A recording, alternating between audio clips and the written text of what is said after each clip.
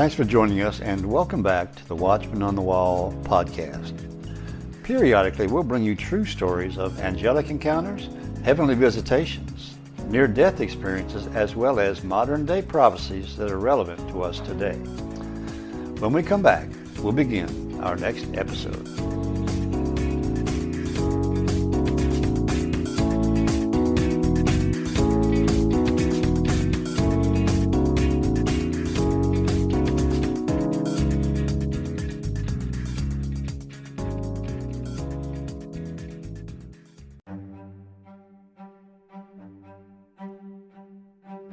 Hello and welcome back to the Watchman on the Wall podcast. Today we're going to hear from Terry Sacka of Cornerstone Asset Metals, who was recently interviewed by Stan Johnson. He's going to talk about the W.H.O, World Health Organization, inflation, as well as recession, and what we can do to combat all these negatives and position ourselves in a more positive light in this failing economy. So here now is Stan Johnson in his interview of Terry Sacka. I have got Terry Sacka on with me today. He is going to be talking about all of the wonderful things that have to do with precious metals. This guy's had 15 years, probably 16 years experience now as an account asset manager, specialist. He works with commodities like 10 years, helped a lot of people protect and preserve their assets. And today he's been telling us about the World Health Organization and all of the bad things that they're doing. So Terry, welcome to the Prophecy Club. Thank you, Stan. Yeah, this was interesting. And that's why I think when I emailed you, I was like, you connect the dots and you can see what they're attempting to do. So I think this is going to be a very interesting program today, discussing not just what they're trying to do at the United Nations, but how that correlates to government legislation to our own savings and banking accounts, and why that's so important to understand. We need cash in a bank, but we better be diversified out with tangible assets and other investments, because it's not your money. And I'd like to get into a little bit of that. Okay, the mic's yours, brother. Take it away. Oh, thank you, Stan. So basically, a lot of folks, I'm glad to hear this. This has been wonderful to hear that a lot of folks have been talking about what's taking place right now in the United Nations. This is the World Health Organization Health Assembly.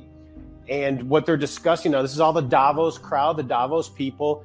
And this is not really getting to the core of what the Pfizer CEO said, where he was bragging about the fact that they have a pill with a microchip in it now to notify so-called doctors or any government agency that you took a pill. That's a whole side note. What they're doing at this World Health Assembly is discussing the pandemic treaty. So we're talking about the deep state in the Western world, not just the United States, but in the Western world itself. This is a centralized pandemic response that is going to be controlled and run by the United Nations World Health Organization, the WHO. Now, I've seen the actual paperwork on it, what they were trying to do, and they'll say, oh, this is too much hype. We're never going to take control.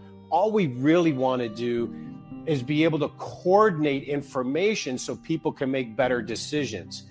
That's just not true. What they're really aiming for, if you really read into the fine print, is the World Health Organization, the one who was seriously behind the misinformation on everything that happened the last couple of years, is going to be directly in charge, given by a United Nations treaty, of not only pandemic response, but medical decision. So you can see where it's going not only into forced jab territory, which that'll be a big debate, but this is part of the control mechanism. But bigger than that, they will be central, because they were this last time around, they will be central into forcing the idea of a V passport. And let's not forget that wasn't too long ago, 6 months ago, where there were major cities in the United States, the blue cities, where they were mandating that you had this passport on your phone. Now in Sweden and England, they were putting that passport literally into a microchip into your hand.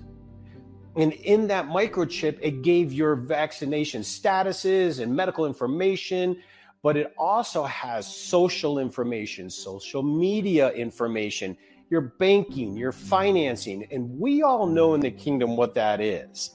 And now I don't know if that is I would say probably more a precursor leading to, but the fact they're meeting right now to sign this treaty by 2024 is really important because it'll lead up to the next point. And when we connect these dots, it's unbelievable. Once they can get a global commitment where we have to submit to whatever they say and whatever happens in the next pandemic that comes around the corner. And we know because of information now that we've learned that a lot of them are leaked from laboratories accidentally, if you know what I mean. And this is going to lead into a global control grid digitally. Now, this is besides the point of digital money. Once they do this, they want this signed by 2024. So I'm gaming that this is lining up with a lot of the financial issues that are going on, the collapsing of the banking system globally. I really believe the whole angle of the war in Russia and Ukraine is a complete distraction. I think that is something to take us away from the fact we have extraordinary amounts of inflation because of money printing, because the banking systems are collapsing and they're doing what we call a hyper-parabolic move in printing money. Once the United Nations gets the countries on board, and I really believe that the current people in charge in our country would sign this agreement. Thank God for some, prevailing heads that down in Brazil, Bolsonaro, he's flat out said, no way he's signing it. But here's the crazy loophole on it. They said that as long as 70% of the countries are on board, every one part of the United Nations will have to submit. I personally think there's going to be internal debates over that, but remember, these United Nations treaties are pretty serious, and I believe it's going to be the mechanism they will use to implement these chip controls for all of our freedoms. Now, that's one aspect that I see coming. This is happening right now, literally today, as we're recording this interview. They're discussing this, and they're discussing other things that are far more nefarious for our freedoms and our sovereignty. Now, I do believe there are people in this country who will not tolerate this. I know Florida Governor Ron DeSantis, a courageous man he is, flat out said he wouldn't go for it. But see, the United Nations Treaty has a different binding mechanism to our constitutional sovereignty. So it really puts up red flags for me, because then it brings up the next point, Stan. And this I'm going to have to read for, because I want to read it actually verbatim, but it's extraordinary. It's called our government bail-in system. Now, remember what happened in Cyprus and Greece back in the time when they defaulted? They actually had a bail-in where they went and took the money from the account holders to help support the banks. Well, there was an interesting thing that took place for many people that are into crypto or interested. Coinbase is an exchange. Basically, it's like a bank for cryptocurrency coins. They have a bankruptcy disclosure. In that bankruptcy disclosure, they said the following words. I want to say this verbatim because it's extraordinarily similar to what's in the government legislation on our own banking and saving accounts. Basically, the custodial held crypto assets may be considered to be property of a bankruptcy estate. In the event of a bankruptcy, which these exchanges are definitely going down, and I can tell you there will be many, many banks going down too with what's getting ready to happen. The crypto assets we hold in custody on behalf of our customers, they say, could be subject to bankruptcy proceedings, and such customers could be treated, here it is, as our general unsecured creditors. No longer is it yours. You're an unsecured creditor. Our government already has claim to our savings. So when this happened in Cyprus in the bail-in in 2013, a lot of people didn't think much of it. Oh, that's Greece. That's not us in the Western half. And that's not the United States. Let me read this one. Now, this is a passage that comes out of the Canadian law. Now, we remember what just happened to the Canadian truckers when they did a peaceful protest. The government right in and took their money and their financial assets right out of the bank. That's why I'm trying to put this together, because when you connect these dots of the bigger picture of what's coming and the stuff that you've been talking about that is happening out there, this is how they're going to treat us in our assets, and why it's vital to have gold and silver tangible assets outside of the banking system. But listen to this law that is in the Canadian side. This one's amazing. The government proposes to implement a bail-in regime for systemically important banks. Now, that could be argued smaller banks, maybe we can get away with it. But the regime will be designed to ensure that in an unlikely event, which we know is coming, systemically important bank depletes its capital. They're all leveraged 20, 30 to 1. So you deposit $1 in a bank, the bank is loaning out $30. They're all insolvent. So if there is a systemic collapse in the system, most banks are going to be in serious trouble. But they go on to say the bank can be recapitalized and returned to viability through the very rapid conversion of certain bank liabilities into regulatory capital. Now, that's a lot of bank speak. You're the liability. We are the liability. Our savings account and our checking accounts are liabilities to a bank. They can take them right there. Certain bank liabilities. See, they use these words. Now, many of us don't realize in the United States this was done, and this was the statutory bail-in provision that comes out of the 2010 Dodd-Frank bill right after the 2008 collapse. Now, here's the part that gets me, that why I think this is connecting globally. The fact is, if you're living in one of the largest economies globally, which we are the number one, your country is part of a supranational agreement, flexible bank bail-in bonds put in place in the Brisbane Summit in 2014. Basically, what we're doing, if you can see those two things I just talked about, we not only have an international agreement to bail out the banks with our savings and our money, but now we're giving an international, we haven't yet, but I know people in the White House now will sign it. We are giving over our freedom and our sovereignty to our medical decisions, especially when it comes to the idea of passport and tracking. We'll be right back with more after this.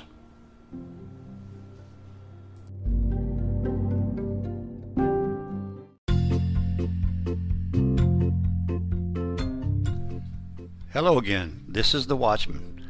Please join us each week for an exciting and inspirational podcast dealing with angel encounters, heavenly visitations, near-death experiences, as well as modern-day prophecies that are relevant to us today.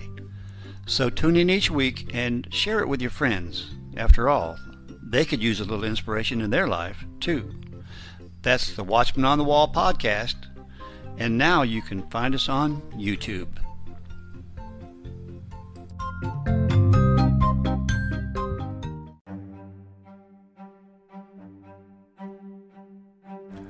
We return now to Stan Johnson's interview of Terry Sacka. They are bent on making sure if they win, and I'm not, under the impression they're going to win. I like to pray and get all of us to pray that they don't.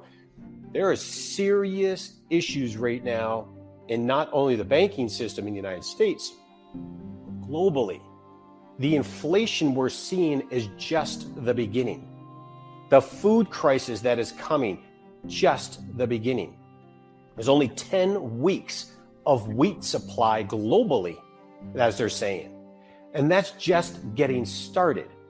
They have systematically taken action to cause a lot of the issues we're having, not just in the food supply, but in the energy world, why we're paying so much for gas, diesel, and the expense of the diesel is why prices are going up for products and services and goods as well.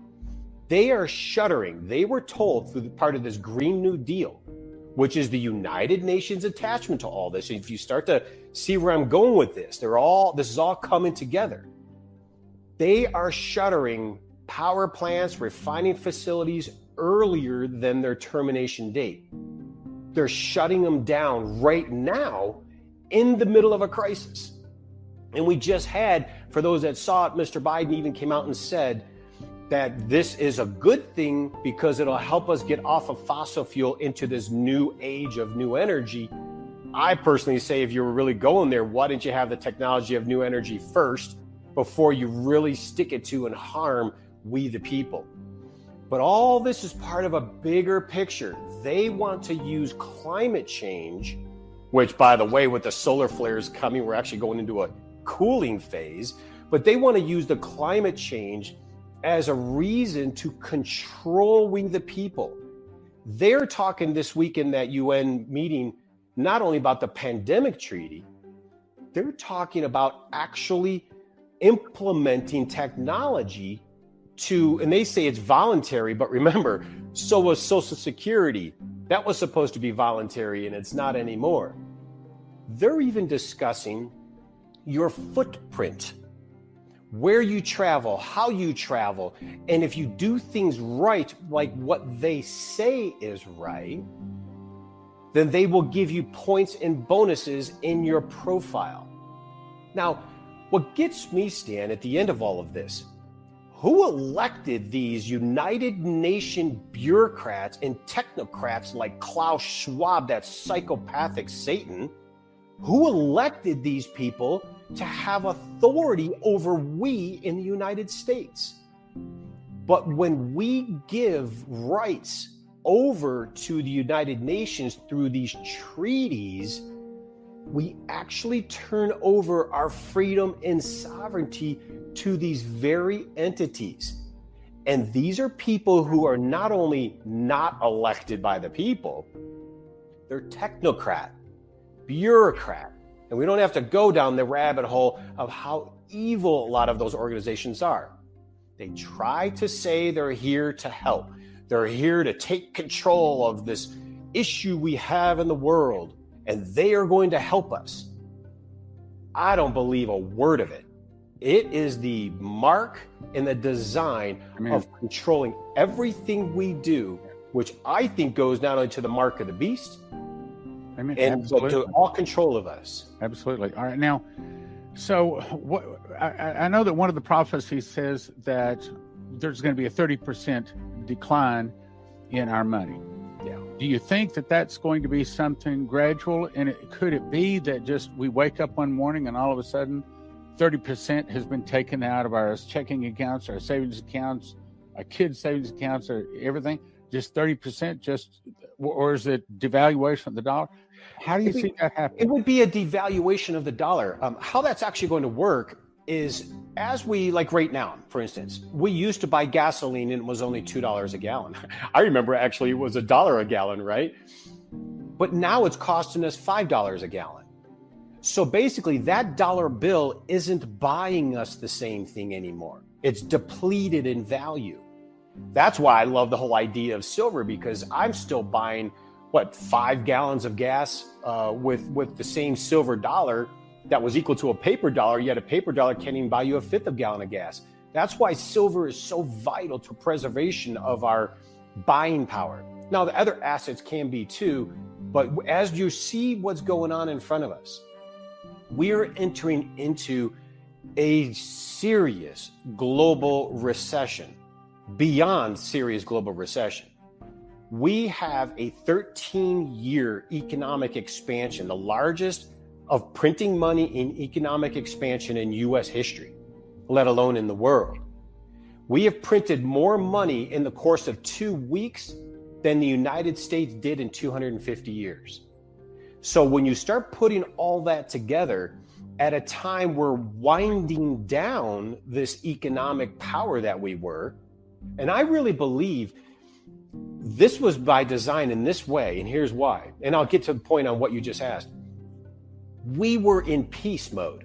There was really no war going on. We were winding down. We were pulling troops away. It was set up to leave Afghanistan, not the way we did, of course, but it was set up to leave, and everything was peaceful. Russia was never going to invade. It was never going to happen.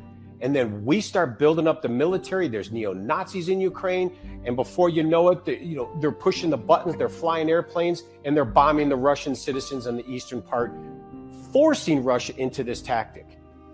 This is what I think is the distraction element, but it's what they do at the end times. Like China's even behaving oddly.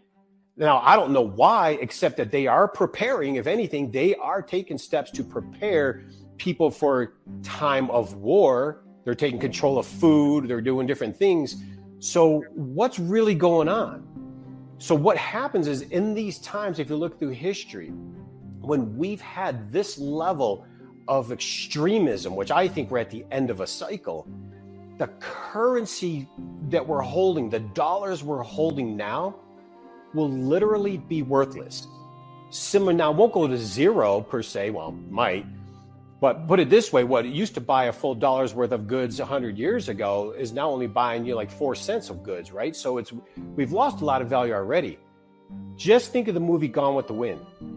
They were super rich in the South, the currency went to zero, and then she's sitting in that carriage, reaches in her pocket and pulls out a handful of gold. And she's like, oh my gosh, we can do something. We can do something. Now, a little help from Rex or, her lover, but that gold started it. We are nearing, if we don't stop the insanity of what's going on in Europe right now, we are nearing a potential world war conflict, or if anything, economic conflict to a level that will crush these currencies, which, by the way, the US dollar's already done. It's got its 50-year cycle. It's part of it. It's out. It needs a new one. If you look back, we've already had multiple currencies in our time. This cycle is done. So at the end of a cycle, what will happen to, like your question, when they say 30% loss, 40% loss, the dollars we're holding in our savings, our retirement accounts, even in our wallet for that matter, we all know are not buying the same anymore. It's costing more for food, for gas, for energy, for rent, for clothing, for everything, meaning that dollar is losing so much of its ability to buy. Yet the silver, the gold, land, other tangible assets have gone up so much. So if we had our money in other tangible assets, we would be holding ground on that losing of buying power. So when they say it will lose, it could be literally overnight. If they don't control this scenario over in Europe, you could see currencies collapse overnight. The markets are already down about 20%. And I think that's just the beginning. If it really unleashes, the currencies will absolutely collapse. And that will be why the prophets are saying that, because they will need a new currency to restart the global order. And that's why I wanted to connect some of these dots, because they have in place, they can take your money from your bank accounts, called bail-ins. It's already there. You're an unsecured creditor. The money you have in a bank is not yours. It belongs to the bank. You're giving them a loan. They now are taking control of our medical decisions if they pass this treaty, which they will. But it's not about the medical. It's about the passport, the chip in the hand. You do not comply with what we say, you will not be allowed to travel or buy or sell. We'll be right back with more of Terry Sacka right after this.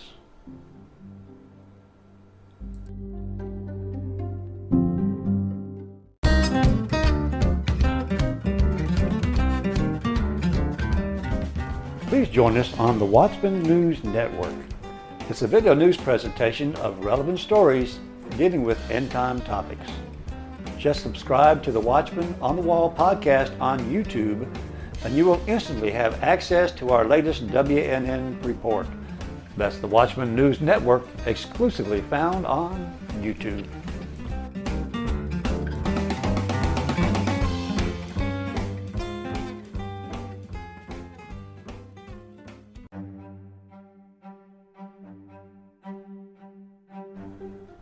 We return now with part 3 of our podcast with Terry Sacka. Let me jump in here a little bit. Okay, so if they want to find out how this works, I think one of the things you said before, you suggested that they just call Cornerstone and just open an account or start a dialogue with them, start talking, and they can actually help them to make decisions on what's the best for their situation. Yeah. Gold, silver, rhodium, whatever. Also 401ks. Talk to us about that. Yeah. IRAs, your retirement accounts, your savings, your cash. Definitely. And what we're learning, a lot of people, they don't quite understand how silver works. And so we definitely walk them through and explain to them the prices, what they see in a computer and why they're different when you buy the physical. I mean, when you go buy an American government coin right now, you're going to pay about 60% above the price that's on the computer. That's how much just a government silver eagle costs, above, because the manipulation in the system is so bad. But we help walk people through that. We show them the options. We give them the best opportunity to maximize their protection and preservation by taking that part of diversification away from where they're at now in the paper world or in currency and put it in physical, tangible assets like silver and gold, where you can either take home, bury it in the backyard, a million places people tell me they put it, or have it in a private depository, which is still safe and assured away from the actual system. Okay, how do they actually send the money? Because I know when I got some stuff from you, I was shocked that you basically said, I'll just take a check on the phone. Mm-hmm. I mean, right then, check on the phone. I know that was new to me, by the way. On the part of a check, yeah, and boom, you had it. I mean, so it can be very quickly. So talk about that. Yes, that was fairly new to me too. During the pandemic, they started coming up with kind of new policies. They started allowing things to do things differently electronically. We had the option to start taking check information right over the phone. It's in a recorded transaction, so everyone's secured for it. But then we can process that, literally those funds immediately. It doesn't matter the size of the check. We've had them at very serious 6-figure levels. It doesn't matter. That is one aspect for a quick process. Now, it does take 7 days for the check to actually collect the funds, but after that, it goes into the process in the order queue. When it comes to the IRA, 401ks, or money, this is a big one, money that's coming from an investment account, boy, are we seeing some pushback. We are seeing people given the runaround like you wouldn't believe. Banks, investment firms, they're trying to keep you up from putting it into gold and silver. Well, not just the gold and silver. They don't want you taking it out of their institution because they took your money. Let's say you have $100,000 in the bank. They went out and lent out $2.5 million. So if you take that $100,000 out of the bank, they have to go reconcile that $2.5 million somehow. They don't want you taking that out of that bank or that brokerage firm or investment account for nothing. And they definitely don't want you having gold and silver because it's sovereignty and free. They have to release it though. Well, they do. But what we've been seeing, which I knew this was coming, I've seen this time again, they delay. They try to talk you out of it. They try everything they can to delay or make it difficult to do. Not all the time. Most of the time it can happen smoothly. What's that? I said, that ought to tell you it's the thing to do right there. Well, that's kind of where I'm getting at. I've had people call us up and I've had some just darling sweet ladies call up and just furious that the institution's trying to, not let them get their funds and they harass them. That right there is my point, is what should tell you, you better get out of the way because it's not your money. When it's in an investment account or the bank, it's not your money. You have loaned it to them. That's why they give you a pittance of a percentage. Let me ask you another question. Now, I love the 1 ounce, whether it's gold or silver. I don't have any rhodium or anything like that. Probably need to think about that. But there's a place for something other than a 1 ounce coin. Talk about that. Yeah, 1-ounce coins are easy because you could always sell off smaller amounts, or you could barter, or in some places in the country, you can even grocery shop with silver. They just give you a credit. But there are other increments. You can do, 10-ounce bars, 100-ounce bars, even some smaller. In gold, people like to do smaller increments like 10th-ounce coins because they're smaller, and so they'll be easier to transact. In silver, I would be very hesitant to go above a 10-ounce bar. It could be a little bit better price than a coin, but a 10-ounce bar in the future will be worth thousands of dollars. So when silver, let's say, is $200, a 10-ounce bar is worth $2,000. Where right now you're not even paying $300 for it. So when you sell it, you have to be ready for that large transaction to take place. So that's why I think coins are nice, because you can sell off smaller amounts. But I have to say, just for straight disclosure, I like 10-ounce bars. I do. I think there's value there because they're easier to store and you can take off with them if you had to. But they do cost you when you go to sell them because there'll be bigger transactions. So you just want to be aware of that. If you want to diversify into small increments, I think the 1/10 ounce gold coin will be the best way. Gold isn't going to go up as high. I mean, it will probably double easy from where it is today, but silver will go up thousands of percent. So there's a big difference there. Really? Yeah, big time. What's your best guess on silver? Oh yeah, because gold is considered tier 1 money. It's going to go up, but the silver is being manipulated by the derivative world, and it's all fake and phony. And so when that breaks, which it's almost breaking, but when it does, it is going to be let loose and there will be no sellers. And so silver price will just skyrocket during that time. But I have to admit, 1/10 ounce small gold coins like American Gold Eagle coins, those are pretty nice to have. Having a tube of those, 50 of those, it's a pretty nice thing because it's small, it's very valuable. One little tiny coin will be worth hundreds of dollars. And so it's a nice way to transact if you ever had to be on the run. Okay, so someone's thinking about getting some. How do they get a hold of you? Well, I would go to cornerstoneassetmetals.com. I would register for information for sure. They could give us a call, talk to any one of the representatives, 888-747-3309. I know you've said it before, we're all majorly on fire. A lot of us even went to the Bible school together, so it's a very tight-knit group.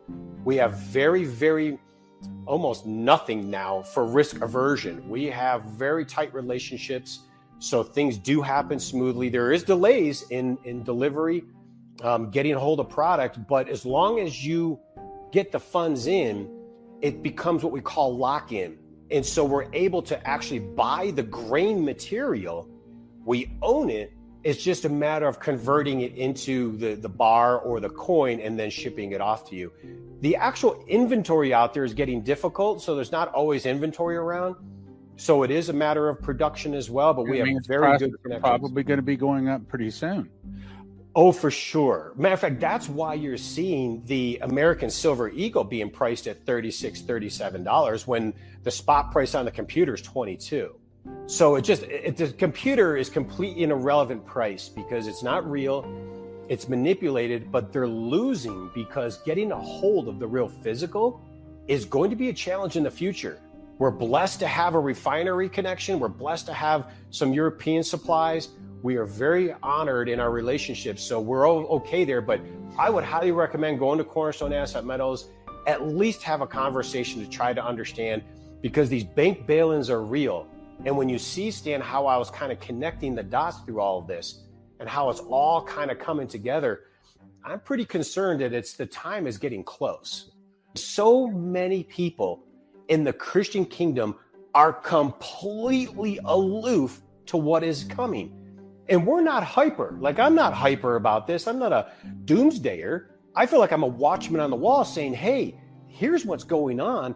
Let's be properly positioned so we benefit coming out of this tragedy, so we can help others not only around us, but within the ministry.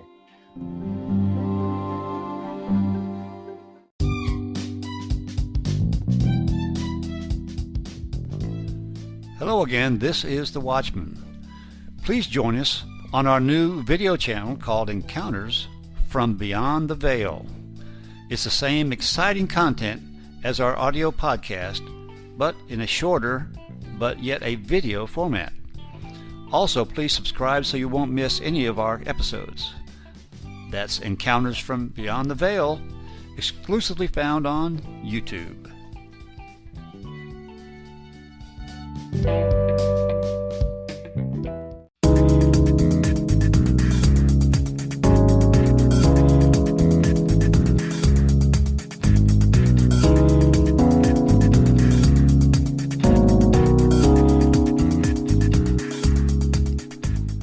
Well, thanks again for listening. And if you enjoyed this episode, please share it with your friends. Any comments or suggestions you may have, you can send to the Watchman on the Wall 2020 at gmail.com. We encourage you to subscribe so you'll always be notified of our future episodes. Well, thanks again, and we'll see you next time on the Watchman on the Wall